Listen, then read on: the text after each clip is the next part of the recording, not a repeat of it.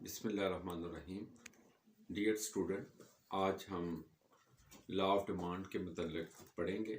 ये एक सिंपल सा कानून है। तो मेरे इस लेक्चर से पहले जो है ये मेरे चैनल को सब्सक्राइब करें और वीडियो को जो है और लाइक भी करें और शेयर भी करें। जो लॉ ऑफ डिमांड है ये इससे पहले हमें डिमांड फंक्शन का पता होना चाहिए। डिमांड फंक्शन जो है इसके लिए दो चीज़ों की ज़रूरत होती है किसी चीज़ को डिमांड करने के लिए, किसी चीज़ को ख़रीदने के लिए। एक तो आपके पास ताकत होनी चाहिए, आपके पास पैसा होना चाहिए, और दूसरा आपकी ख्वाहिश भी होनी चाहिए। जो लॉ ऑफ डिमांड है ये जो है नेगेटिव फंक्शनल रिलेशनशिप है। किसके दरमियान? क्वांटिटी डिमांड और प्राइस के दरमियान। इसको हम इस तरह कह सकते हैं कि quantity demand is a function of price. When price increase, quantity demand contract. When price decrease, quantity demand expand. Simple सी डेफिनेशन हम इस तरह भी कह सकते हैं कि other things remaining the same, if price increase, quantity demand decrease. If price decrease, quantity demand increase. या इसको इस तरह भी कह सकते हैं other things remaining the same, एक price increase quantity demand contract, एक price decrease quantity demand expand. इसके लिए जो है हमारे पास जो है हम यही जो फंक्शन है क्यू डी जो है ए माइनस बी पी, यानी कि ये क्वांटिटी डिमांड है, ये हमारे पास ए कांस्टेंट है और बी इसका स्लोप है। इसको हम कोई इक्वेशन जो है for example Q D 10 minus 2p है। अगर यहाँ पे p को पुट कर लिया जाए, p फॉर एग्जाम्पल 1 है, 2 है, 3 है, 4 है, यहाँ 1 पुट करेंगे तो 8 आ जाएगा, 2 पे 6 आ जाएगा, 3 पे 4 आ जाएगा और 4 पे 2 आ जाएगा। और जो डिमांड का एक फार्मूला भी होता है, फॉर एग्जाम्पल जो है हमारे पास एक सिंपल सा जो है हम एक टेबल बना लेते हैं। यहाँ पे आपकी प्राइस है, यहाँ पे क्वांटिटी डिमांड है। प्राइस 1 एंड 2 है, क्वांटिटी डिमांड 8 एंड 6 है। ये आपकी P1 है, ये P2 है, ये आपके पास Q1 है, ये Q2 है।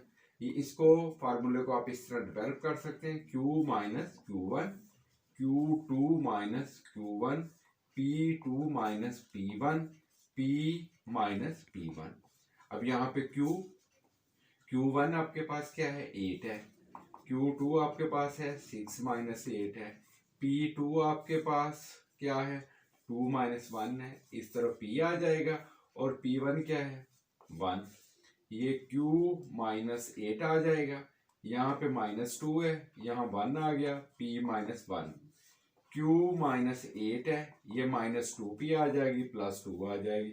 आपको इधर सिर्फ Q चाहिए क्योंकि क्वांटिटी डिमांड है। माइनस 2P आ गया, प्लस 2, 8 उधर जाके प्लस का हो जाएगा। Q जो है माइनस 2P प्लस 10, इसको आप ऐसे भी लिख सकते हैं क्वांटिटी डिमांड 10 माइनस 2P।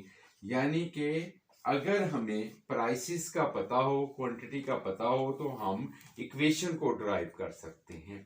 तो इसका जो है इसकी वजाहत हम जो है वो एक डायग्राम के जरिए भी कर सकते हैं।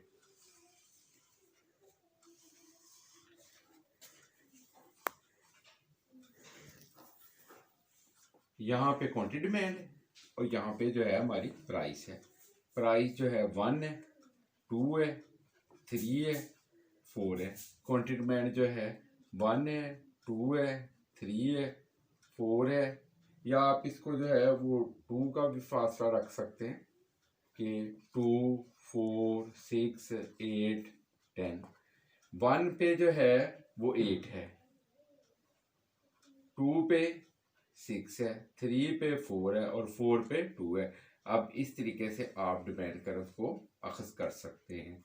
ये डिमांड कर्व है और ये डिमांड कर्व जो है वो नेगेटिव स्लोप है। अब सवाल पैदा होता है कि why demand curve negative slope?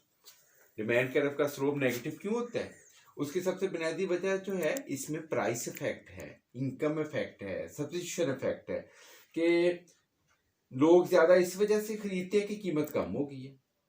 और फिर इसी तरह जो है वो एक शय अगर सस्ती होती है तो वो अपने मुतबादल के मुकाबले में सस्ती हो जाती है। जब कोई शय सस्ती होती है तो लोगों की रियल इनकम बढ़ जाती है। अब यहाँ पे अगर डिमांड कर्व जो है, ये डिमांड कर्व की अगर ऊपर को देखा जाए तो एक्सटेंशन है, यानी कि डिमांड बढ़ रही है। अगर ये नीचे से ऊपर की तरफ जाएगा तो ये कॉन्ट्रैक्शन है। जो इकोनॉमिक्स के जो लॉ होते हैं वो आपको पता है कि अजम्पशन बेस होते हैं। अजम्पशन है कि हमने तो ये फंक्शन एक कर दिया, quantity demand is a function of price, लेकिन इसके अलावा ये भी है, quantity demand is a function of price है, इनकम है, टेस्ट है, नंबर ऑफ कंज्यूमर है, फैशन है।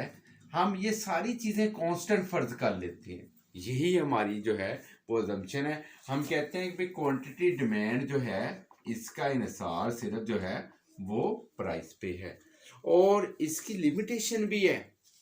मसलन डिमॉन्स्ट्रेशन इफेक्ट है, स्नोब इफेक्ट है, कि लोग जो खर्च करते हैं वो कीमत कम होने पे नहीं है।